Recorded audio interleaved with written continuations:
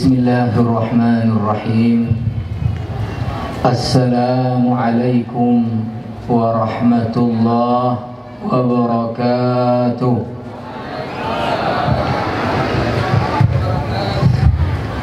Alhamdulillahilladzi anzala ala 'abdihil kitaba wa lam yaj'al lahu 'iwaja.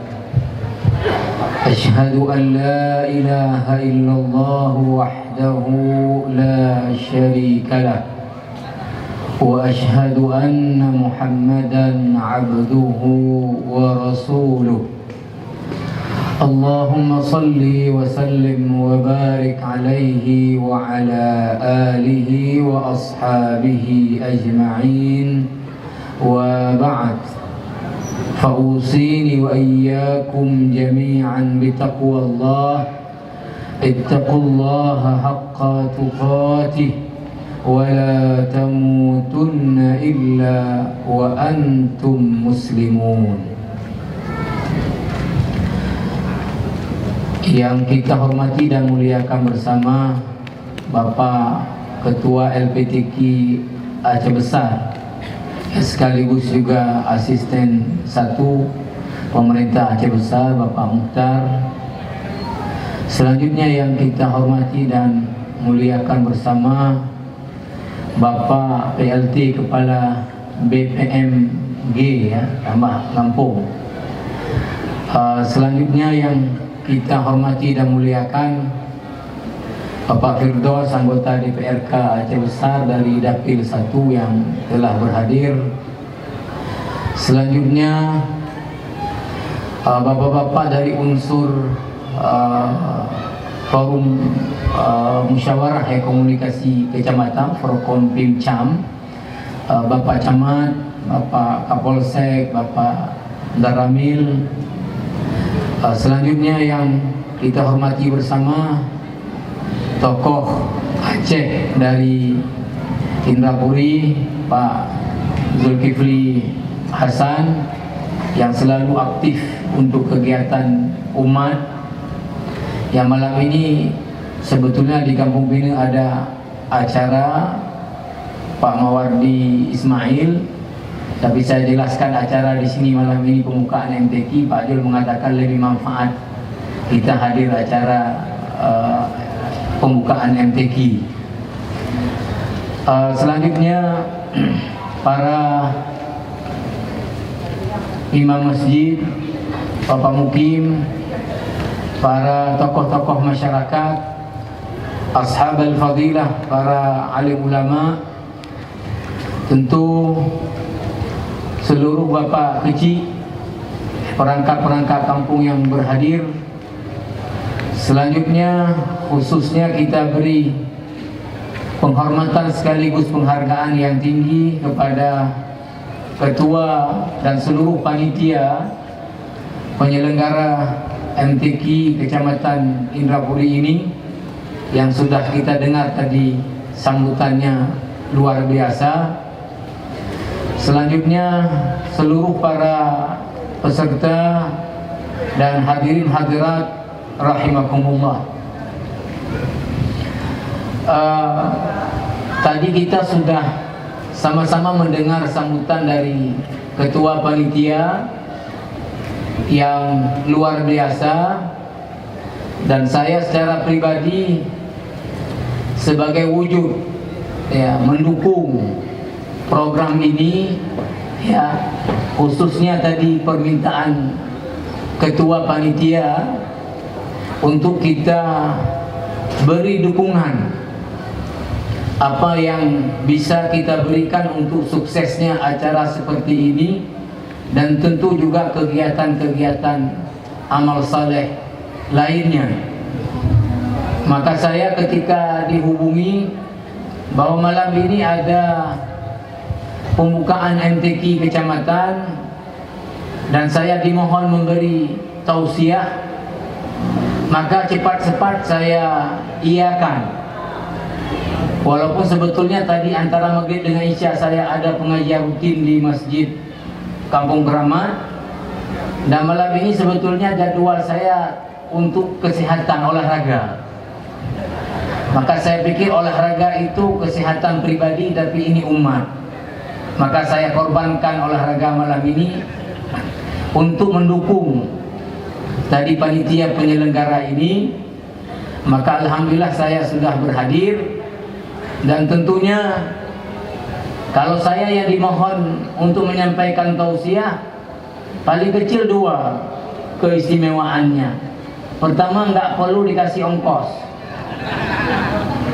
Yang kedua, ceramahnya singkat. Ceramahnya singkat. Dan sebetulnya Bapak Ibu yang mulia, apa yang disampaikan oleh ketua panitia tadi sudah jauh-jauh hari disampaikan oleh Rasulullah sallallahu alaihi wasallam dalam hadis Sahih Bukhari, ketika Rasulullah sallallahu alaihi wasallam mengatakan ala kulli muslimin sadaqah, setiap orang muslim tanpa kecuali wajib bersedekah, wajib nyumbang. Maka tentu pernyataan Nabi ini mengundang pertanyaan dari para sahabat yang mendengarkan. Karena apa?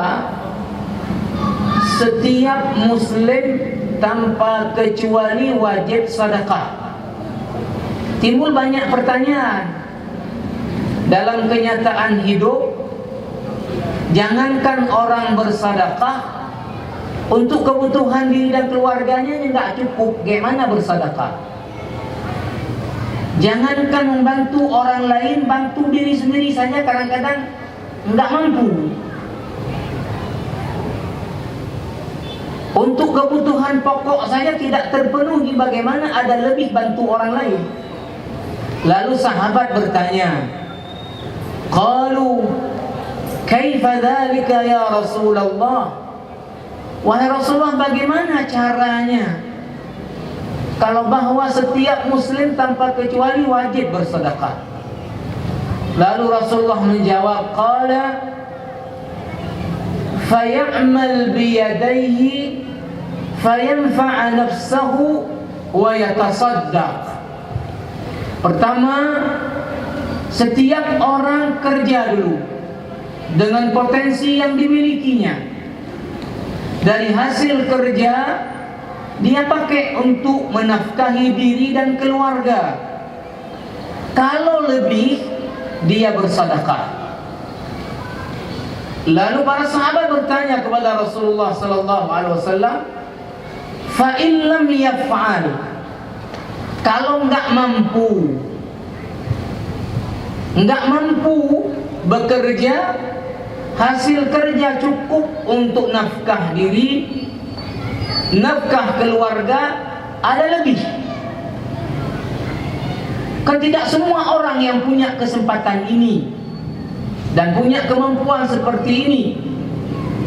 Maka sahabat mengatakan, kalau tidak mampu Rasulullah, qala yu'inu zal hajatil malhuf, dia bantu orang yang ada keperluan tertentu tapi dia tidak berdaya melakukannya.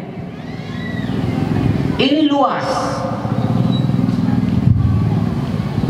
Ada orang kaya mungkin dari sisi uang, tapi dia lemah dari sisi tenaga fisik. Ada orang yang mungkin kurang dari segi uang, lebih dari tenaga. Maka semua orang barangkali punya keterbatasan yang dia tidak mampu buat. Maka bantu orang yang ada keperluan tapi dia tidak berdaya buatnya. Kalau orang kaya mobilnya misalnya Mercy, kalau masuk ke dalam lubang nggak akan mampu dia angkat sendiri. Dia butuh tenaga beberapa orang untuk dorong mobilnya bisa keluar daripada lubang. Dia berarti tidak berdaya ketika itu, butuh bantuan tenaga orang. Maka membantu orang bisa dengan uang, bisa dengan ilmu, bisa dengan pengalaman, bisa dengan tenaga, bantu dengan apa yang bisa. Para sahabat kemudian bertanya lagi, fa illa fa'al ya Rasulullah. Kalau memang tidak bisa juga dia, mau bantu dengan orang miskin, mau bantu dengan ilmu orang bodoh, mau bantu dengan pengalaman juga nggak punya pengalaman, mau bantu dengan tenaga orang lemah sudah uzur. Bagaimana kalau seperti itu Rasulullah? Rasul mengatakan lagi, qala falya'mul bil ma'rufi atau qala bil khairi. Dia ajak orang untuk buat baik. Kalau dia nggak bisa bantu dalam bentuk apapun, mungkin bisa ajak orang lain untuk bantu. Misalnya ada bapak yang sudah uzur di rumah, miskin, juga orang bodoh. Ketika ada gotong royong di kampung, mau nyumbang uang nggak punya uang, mau nyumbang ilmu nggak punya ilmu, mau nyumbang tenaga sudah uzur di rumah, nggak bisa kemana-mana. Mungkin dia bisa mengatakan kepada anaknya, "Nak gotong royong di kampung, bantulah dia." Dia aja. Sahabat bertanya lagi,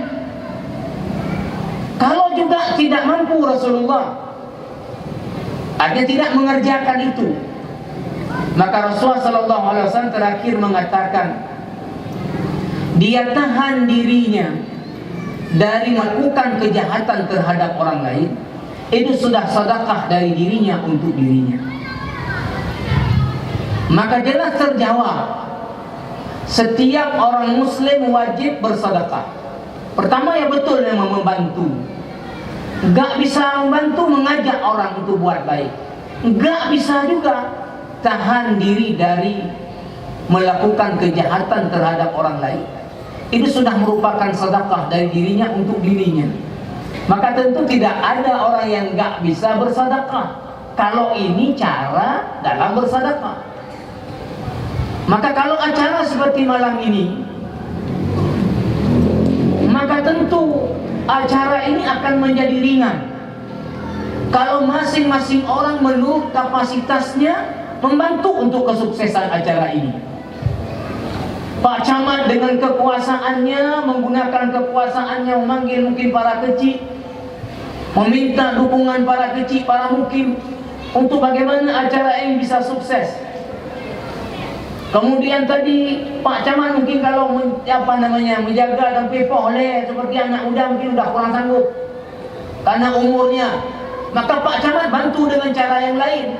Giliran kerja butuh kepala tenaga, bisa bergadang, itu dibantu sama anak muda. Siapa yang punya kelebihan dalam sisi yang lain membantu. Maka kerja sebesar apapun, kalau semua orang menurut kapasitasnya tadi membantu, maka pastilah itu sukses. Cuma yang sering jadi masalah apa, udah nggak bantu apa-apa, malah kemudian melakukan kejahatan terhadap suatu kegiatan. Ini yang kita amat sayangkan. Maka sekali lagi, ya kita memberi penghargaan yang tinggi kepada ketua panitia dan seluruh panitia untuk menyukseskan acara seperti ini. Musabaqah tilawatil Quran, ini bisa kita masukkan ke dalam keumuman daripada ayat fastabiqul khairat, berlomba-lombalah dalam kebaikan. Karena apa? Karena membaca Al-Quran tadi sudah disampaikan Pak Muhtar sebagai ketua LPTQ, satu huruf saja kita membaca Quran itu sudah satu kebaikan yang dilipat oleh Rasulullah SAW 10. Sehingga alif lam mim tidak dihitung satu huruf, dihitung 3. Maka membaca alif lam mim saja sudah 30 kebaikan. Dalam hadis sahih Bukhari dan Muslim, man qara'a harfan min kitabillah falahul hasanah wal hasanatu bi'ashri amthaliha la aqulu alif lam mim harf bal alif harf lam harf mim harf.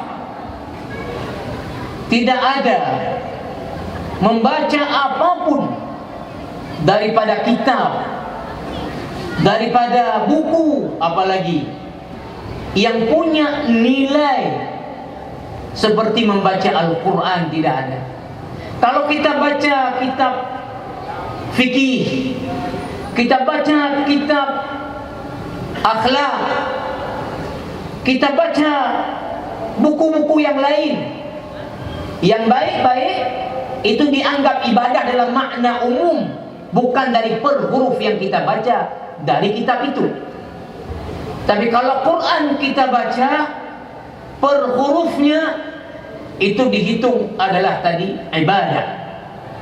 Maka dalam pengertian apa itu Al-Quran, maka para ulama memasukkan kalamullah al-munazzal ala nabi sallallahu alaihi wasallam al-muta'abbad bi tilawatihi al-manqulu ilaina bit-tawaturi. Quran adalah kalam Allah yang diturunkan kepada Nabi Muhammad sallallahu alaihi wasallam, yang membacanya ibadah. Tidak ada kitab yang lain manapun yang membacanya ibadah per huruf atau per kalimat, tapi ibadah dalam makna umum itu amal saleh. Nah, sekarang dibuat acara seperti ini, maksudnya adalah apa? Bagaimana menggalakkan masyarakat, terutama para generasi kita, berlomba-lomba untuk memperbagus baca Al-Quran. Nanti macam-macam aneka lomba yang lain juga terkait dengan bagaimana memahami makna dan isi kandungan Al-Quran.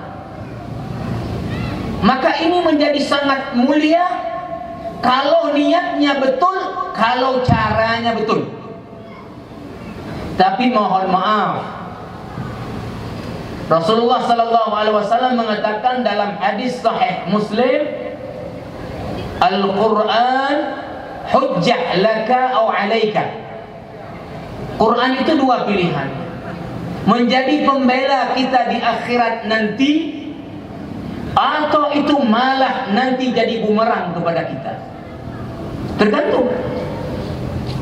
Maka mohon maaf, kalau orang ikut MTQ ini niatnya biar dapat juara dan belajar Quran hanya untuk dapat juara, biar disebut orang dia adalah qari, bukan karena lillahi ta'ala tadi, untuk terus memperbanyak membaca Al-Quran karena ini ibadah, ini akan menjadi bumerang bagi orang itu. Di dalam hadis sahih Muslim, Rasulullah sallallahu alaihi wasallam mengatakan, nanti di hari akhirat akan didatangkan orang, kemudian dinampakkan kepada dia nikmat-nikmat yang akan dia terima. Kalau kita pahami hadis ini, zaman dulu sulit memahaminya. Tapi kalau dengan dunia teknologi IT sekarang ini, dengan mudah. Kita kalau mau lihat apa program bisa pemerintah 5 tahun ke depan dipresentasikan. Jadi begitulah dinampakkan di depan orang ini nikmat-nikmat yang akan dia terima. Lalu Allah tanya kepada dia, bagaimana kamu dapatkan ini? Dia katakan di antara, ya, karena saya singkat ini, yang disebut ada 3 golongan. Di antara yang menjawab itu adalah, karena saya dulu membaca Quran karenamu ya Allah.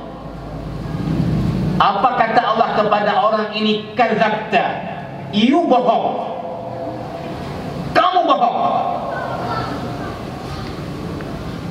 Qara'tal Qur'ana liyuqala innaka qari.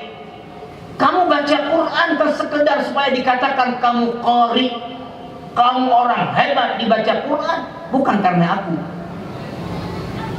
Maka tadi nikmat-nikmat yang dijanjikan dilempar ke wajahnya orang yang dilempar ke dalam neraka.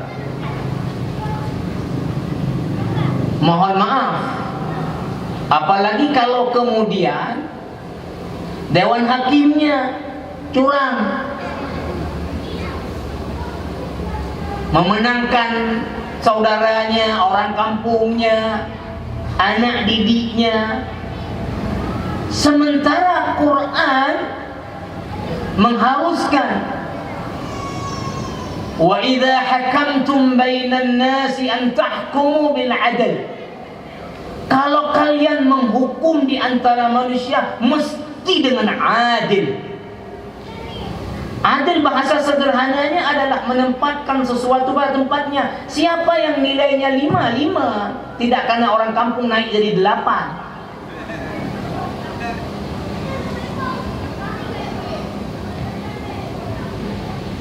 Maka dulu mohon maaf, ketika ada salah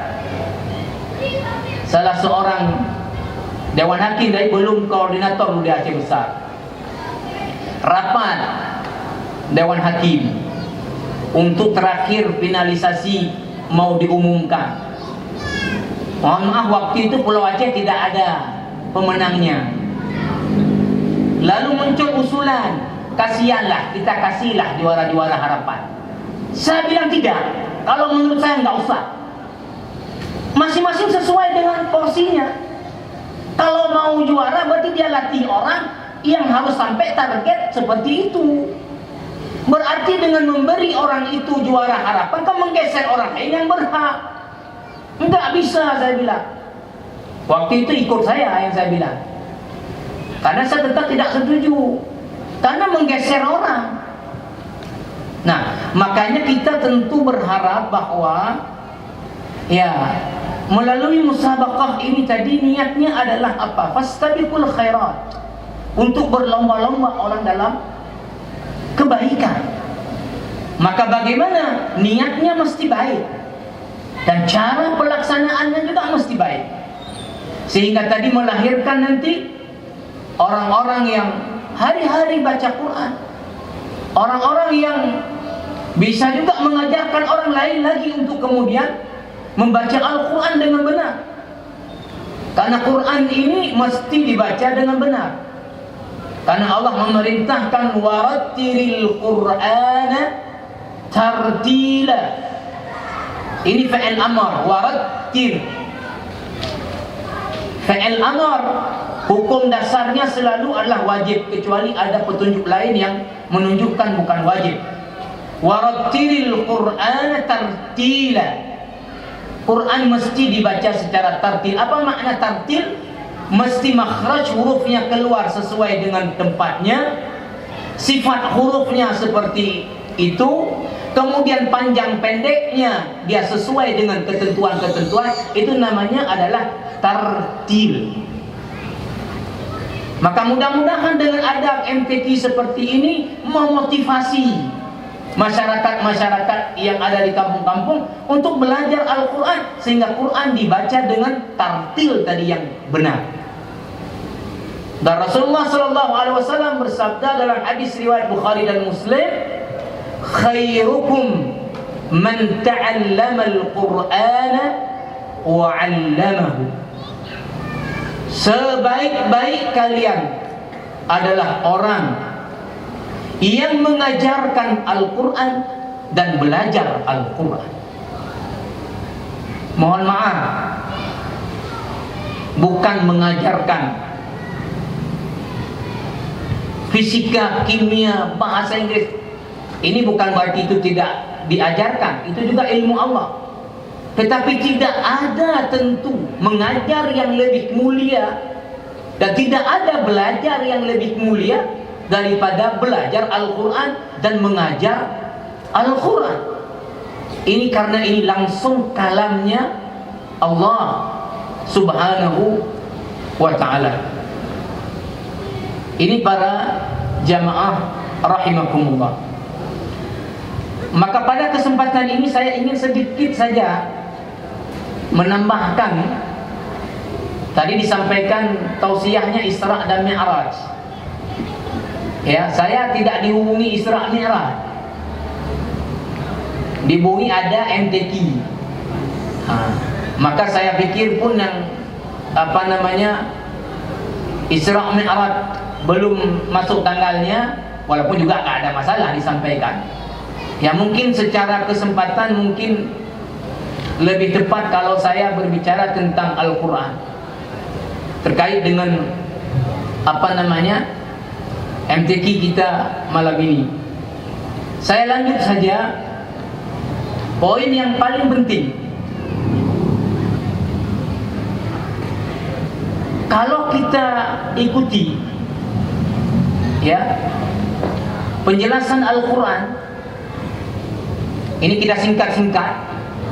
Setelah Nabi Adam dan Hawa melanggar ketentuan Allah dalam surga karena bujukan syaitan, maka kemudian Allah menghukum Adam dan Hawa, berikut juga syaitan dengan kelompoknya untuk kemudian meninggalkan surga, turun ke dunia. Ini ditemukan di beberapa ayat, di antaranya di awal-awal surah Al-Baqarah ayat 38. Qulna bitu minha jami'an. Turun kalian semua. Siapa di situ? Adam, Hawa, syaitan, turun semua ke bumi. Nah, tentu kemudian Adam dan Hawa berkembang biak, syaitan juga berkembang biak. Lalu Allah yang Rahman dan Rahim, ketika Adam hidup di dunia ini dengan anak cucunya dan keturunannya, maka Allah tidak biarkan Adam dan Hawa serta keturunannya ini hidup tanpa petunjuk, tanpa tuntunan. Maka Allah kemudian berikan kepada manusia ini dari zaman Adam sampai ke kita dan sampai dunia kiamat tuntunan dalam menjalani kehidupan dunia menuju kehidupan akhirat. Maka Allah mengatakan dalam lanjutan ayat tadi, fa imma ya'tiyannakum minni huda. Kalau datang kepada kalian nanti petunjukku, kata Allah, faman tabi'a hudaya, siapa saja yang ikut petunjukku, fala khaufun alaihim wala hum yahzanun. Dipastikan orang itu tidak ada rasa ketakutan, tidak ada rasa kesedihan. Di mana? Di dunia dan di akhirat. Di surat Thaha yang lebih konkret lagi dan dia lebih detail, juga cerita tentang Adam tadi dan Hawa dan syaitan. Maka Allah kemudian mengatakan, fa imma ya'tiyannakum minni hudan. Nanti kalau datang kepada kalian ketika sudah di dunia petunjukku, famanittaba'a hudaya, siapa saja yang ikut petunjukku, fala yadhillu wala yashqa, dijamin tidak akan sesat, tidak akan sengsara. Para ulama tafsir mengatakan ini dunia akhirat, bukan cuma jaminan tidak sengsara akhirat, dunia akhirat. Wa man a'rada 'an dzikri, tapi siapa yang berpaling daripada petunjukku, fa inna lahu ma'isyatan dhanka, maka baginya kehidupan yang sempit. Kalau ini kata para sempit dunia akhirat, bisa yang pasti sempit akhirat kalau tidak dunia. wa nahsyuruhu yaumal qiyamati a'ma. Kami akan kumpulkan orang tersebut di akhirat nanti dalam keadaan buta. Qala rabbi lima hasyartani a'ma wa qad kuntu basira. Lalu orang ini protes, wahai Tuhan, kenapa hari ini aku dikumpulkan buta, dulu aku di dunia tidak buta? Allah mengatakan, kadzalika atatka ayatuna fanasitaha. Kan sudah datang petunjuk-petunjuk kami kepadamu, tapi kamu lupa, atau dalam makna lain buta kepada petunjuk kami. Maka hari ini kamu buta karena kamu buta kepada petunjuk kami. Saya ingin ajak kita semua untuk memahami betul-betul bahawa Allah Subhanahu wa ta'ala dengan Rahman Rahimnya tidak dibiarkan semua kita, ibu-ibu, bapak-bapak ini jalan di dunia ini tanpa petunjuk, tanpa tuntunan. Jalan kayak mana menurut pikiran kita, kayak mana menurut bisa kita, kayak mana menurut analisa kita. Tapi Allah Subhanahu wa ta'ala beri tuntunan. Kita analogikan umpama saja, dikasih satu mesin sama orang Jepang, kemudian tidak diberi buku petunjuk. Nyo mesin bikin gerok, di cara pudik, di cara kantor ini itu bikin gerok. Maka mungkin menghidupkannya saja kebingungan kita. Lu dah pudik, di cara mati bisa bingung kita. Belum lagi kemudian mengganti onderdil dan sebagainya perawatannya. Maka setiap penciptaan produk mesti disusul dengan ada petunjuk, supaya bisa dijalankan dan dioperasikan dengan tepat. Allah sudah berikan kita tuntunan dan petunjuk. Kalau kita umat Islam, apa? Dzalikal kitabu la raiba fihi hudan lil muttaqin. Di dalam ayat yang lain, hudan linnasi wa bayyinatin minal huda wal furqan. Petunjuk bagi manusia ini.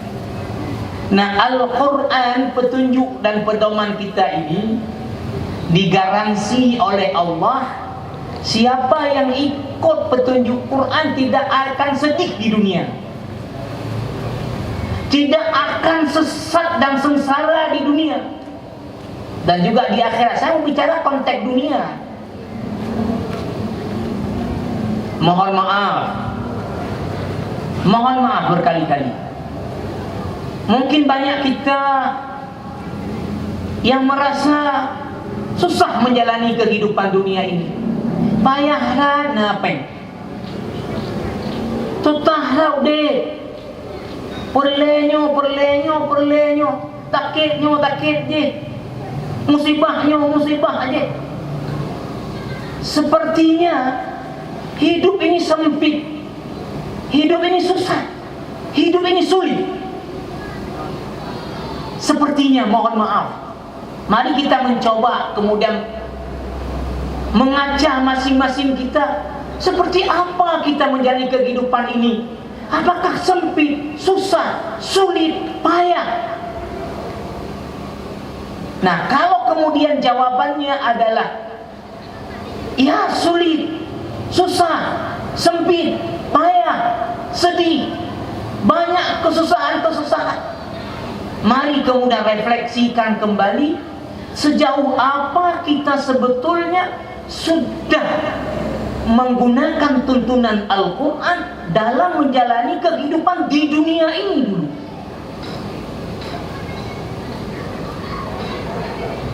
Saya beri contoh-contoh sederhana Bapak Ibu yang mulia. Ya. Misalnya dalam surah Al-Asr, Allah bersumpah dengan waktu. Wal 'asri innal insana lafi khusr.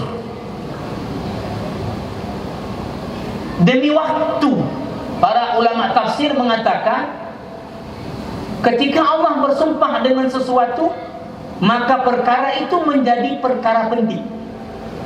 Maka Allah bersumpah dengan waktu, berarti waktu sesuatu yang amat penting. Lalu Allah mengatakan setelah bersumpah dengan waktu, sungguh semua manusia ada dalam kerugian. Illal ladzina amanu wa 'amilus shalihat. Kecuali orang-orang yang mengisi perjalanan waktu demi waktu dengan iman dan amal saleh. Imam Syafi'i rahimahullah mengatakan di dalam kitab Qimatuz Zaman 'inda ulama, dikutip, sekiranya Allah hanya menurunkan ayat ini dari seluruh Quran, hanya ini ayat, sudah cukuplah bagi manusia. Sekiranya isi Al-Quran hanya surat ini, sudah cukuplah bagi manusia. Apa Allah katakan? Orang yang tidak rugi dengan perputaran waktu adalah orang yang mengisi waktu dengan amal-amal yang bermanfaat, dengan kegiatan-kegiatan yang berguna bagi dunia dan akhiratnya. Sekarang mari masing-masing kita, kita semua hitung dalam satu hari 24 jam, berapa jam yang kita gunakan untuk yang berguna, berapa yang kita sia-siakan. Mari masing-masing hitung. Berapa jam yang kita gunakan untuk hal yang bermanfaat, mencari nafkah, kerja untuk keluarga bermanfaat, bahkan untuk istirahat karena capek biar ada energi lagi untuk kerja dan ibadah bermanfaat. Tetapi sekarang kita coba, berapa yang kita gunakan bermanfaat, berapa yang terbuang begitu saja. Padum yang tadu bak kedai kopi dah pegah habaleh pun dah pegah dah kegok dan sebagainya. Padum yang tak gelenya ube tak Nah, saya meyakini ya, kalau sekiranya setiap orang mampu mengatur waktu dalam hidupnya dengan baik, apapun mungkin dunia yang dia geluti dari pekerjaannya, sukses dia. Cuma sekarang lagi kembali saya ajak masing-masing kita coba berkaca, siapa di antara kita yang ada atur waktu dalam hidup? Jam berapa kita bangun pagi? Berapa untuk kemudian kita baca Quran? Berapa untuk salat? Kemudian berapa untuk kita bekerja? Berapa untuk istirahat? Berapa untuk kerja? Berapa untuk kemudian gotong royong atau membantu orang lain? Siapa yang ada di antara kita atur waktu dalam hidup kita? Maka mungkin kalau kita baca ya, misalnya orang paling kaya di dunia Bill Gates,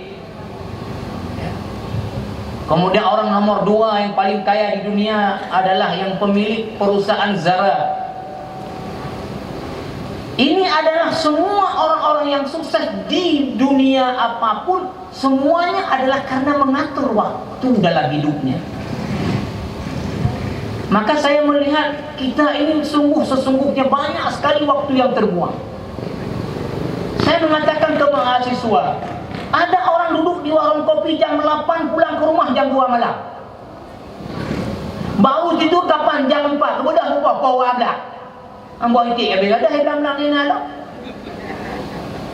Apa yang dia buat di warung kopi enggak ada yang berguna. Seharusnya semua harus diatur. Di warung kopi berapa misalnya hanya untuk minum kopi setengah jam. Berapa yang untuk ini, berapa untuk ini, berapa untuk ini, berapa yang untuk ini. Nah, kita evaluasi bagaimana waktu ke waktu semuanya kita isi yang berguna atau terbuang. Itu sebagai contoh. Kedua, Al-Quran mengatakan, kulu washrabu wala tusrifu. Silahkan makan, silahkan minum, tapi jangan berlebihan. Sekarang ini kita ini keluhan sakit DM, pakai ini, sakit itu. Coba tanya semua dokter. Perkara paling besar yang mempengaruhi penyakit orang lah karena pola makan. Maka dulu ketika seorang dokter yang merawat Khalifah Harun Ar-Rasyid, di dalam kitab Jami' al-Ulum wal Hikam Ibn Rajab Al-Hambali diangkat ini, bertanya kepada seorang ulama. Ini kebetulan dokter ini Kristen, dia Nasrani. Dia tanya kepada ulama ini, "Hei, dalam agama kalian ada enggak ayat yang bicara tentang medis?" Kata ulama ini, ada. Mana ayatnya? Kulu washrabu wala tusrifu. Silahkan makan, silahkan minum, jangan berlebihan. Nah, sekarang kita perhatikan praktek kita makan minum seperti apa. Saya giliran mangan anak hidup ini. Orang umurnya sudah berapa, penyakitnya sudah apa dalam badan itu maju hanari. Ini sudah capek. Mungkin juga dinasihati oleh dokter. Tetap saja. Nah, coba bayangkan kalau orang mengatur waktu dia tadi istirahat, waktu kerja, waktu ibadah, mengatur pola makan, mengatur pola minum. Contoh lagi, mohon maaf, jamaah yang mulia, ya, Al-Quran mengharamkan khamar, sesuatu yang bisa merusak akal manusia dan menghancurkan organ-organ tubuh. Maka sekarang giliran datang kita, sekarang kan hampir tiap hari di Serambi Indonesia ini ditangkap sabu-sabu, wa ashabu, ganja dan sebagainya, hampir tiap hari. Dan sekarang perkara yang paling ditakuti oleh orang-orang tua adalah apa? Perkara merajalela yang sabu-sabu. Nah, sekarang datang kita konsumsi sabu-sabu, kemudian mengeluh kita, kagak ada homano, kagak ada waitik, mana enggak ada.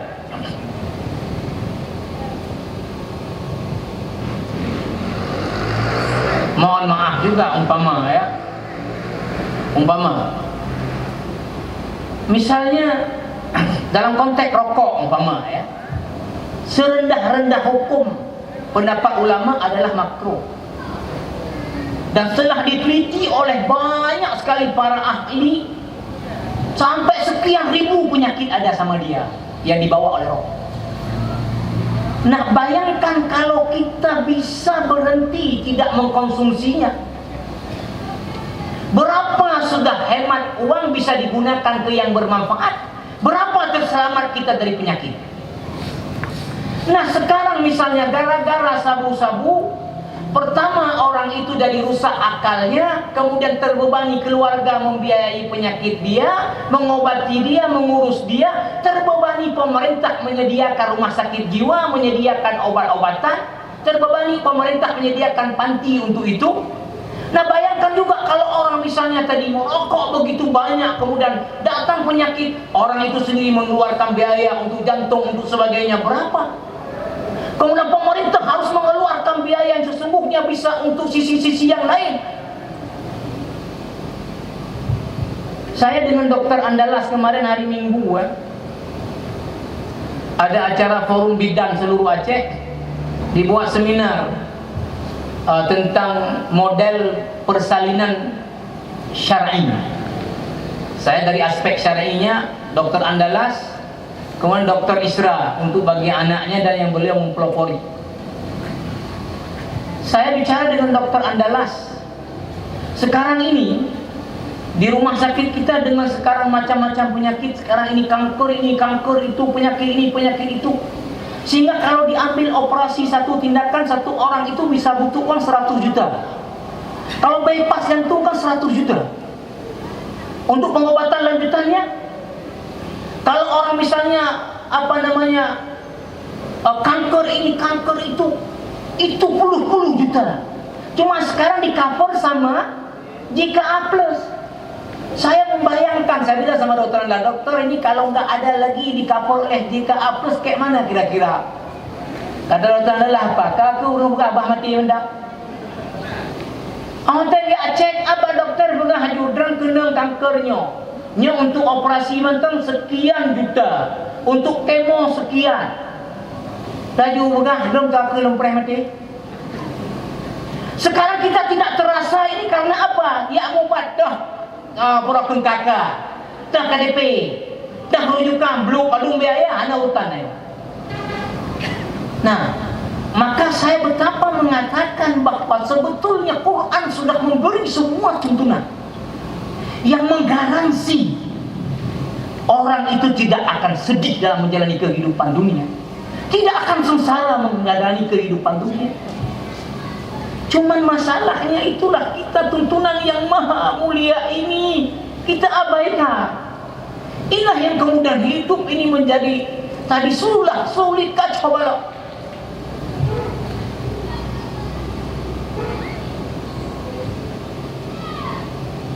Allah Subhanahu wa taala memang sudah menyebutkan dalam surat Fatir ayat 32, Allah mengatakan, "Tsumma awrathna al-kitaba alladhi istafaina min ibadina." Kemudian kami warisi Al-Qur'an, ini jelas Quran, kepada orang-orang yang kami pilih dari hamba kami. Siapa? Orang-orang muslim. Kami warisi Al-Qur'an sebagai pedoman hidup.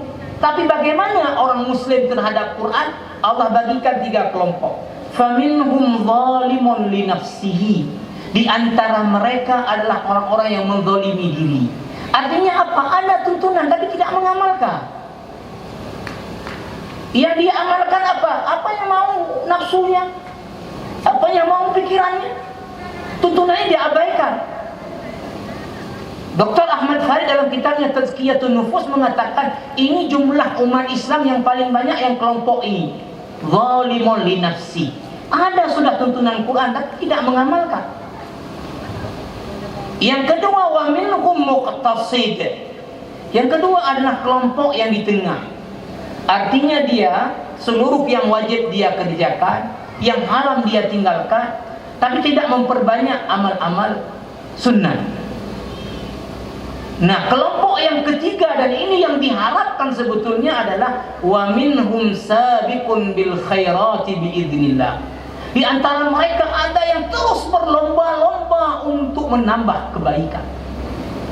Ini kata Dr. Ahmad Farid dan kita harus akui paling kecil dari umat Islam yang kelompok ini.